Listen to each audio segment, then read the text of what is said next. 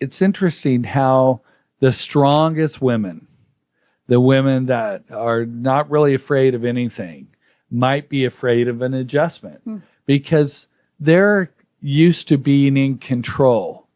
And when they're having to give up control, that can be a fearful thing. So often with women who are strong and more dominant, they have a fear of the unknown. And so once they experience the treatment, the fear of the unknown is now gone.